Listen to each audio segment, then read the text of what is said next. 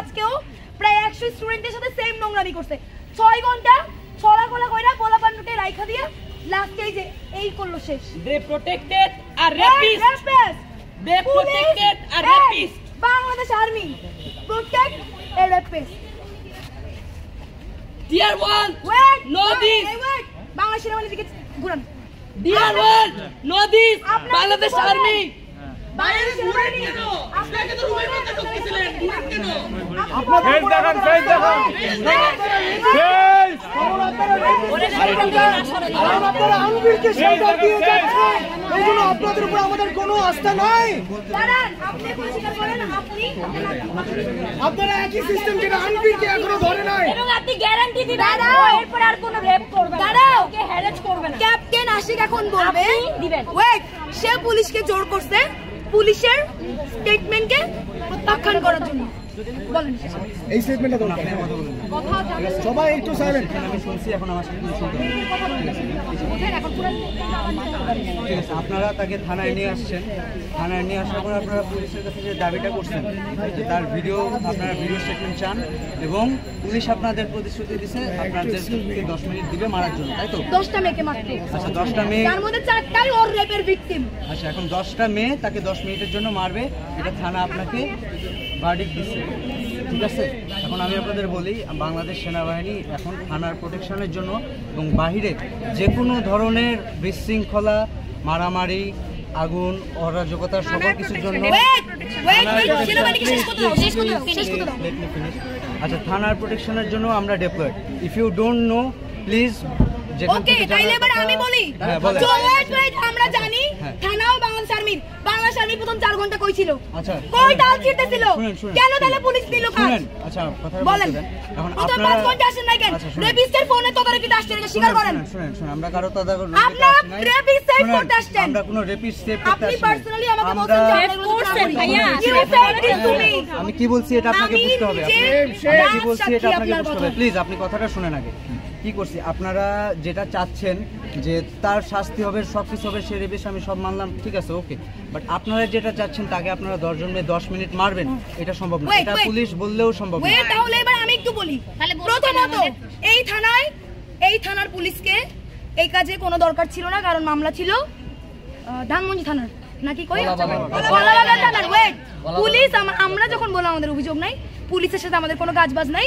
আমরা ওকে নিয়ে আমাদের প্রতিষ্ঠান আছে স্বায়ত্তশাসিত প্রতিষ্ঠান ওখানে নিয়ে যাব ওখানে যা হবার হবে তখন পুলিশ বলল যে না এটা করিয়েন না ওখানে অনেক মেয়ে ও তো একটা রেপিস্ট ওকে সব মেয়ে মিলে মেরে ফেলবে পুলিশ অর্থদণ্ড দিয়ে নেগোশিয়েট করতে চায় পুলিশ বলছে চাইলে আপনারা অর্থদণ্ড নেন আমাকে পার্সোনালি এই প্রস্তাবও দিছে যে ওকে আমরা অনেক টাকা অর্থদণ্ড দেই পারলে সব টাকাটা আপনারা নিয়ে যান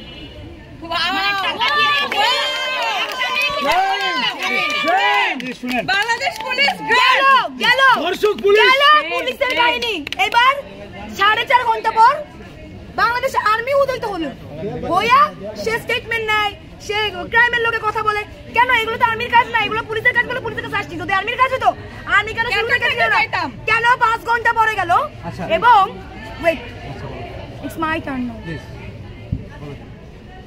এবার 5 ঘন্টা পরে আর্মি এসে বলল আপনারা তো লিখিত নিছেন আর কোনো স্টেটমেন্ট নেওয়ার দরকার নাই আর কোনো ভিডিওতে যাওয়ার দরকার নাই আবার বলল আপনারা এটা করছেন ওদের কথা ছেড়ে দেন আবার বলল পুলিশকে যে ঠিক আছে পুলিশ আপনারা যে প্রপোজাল ছাত্রদেরকে দিয়ে এখানে দাঁড় করে রাখছিলেন একজন রেপিস্টকে মারার হাত থেকে বাঁচাইতে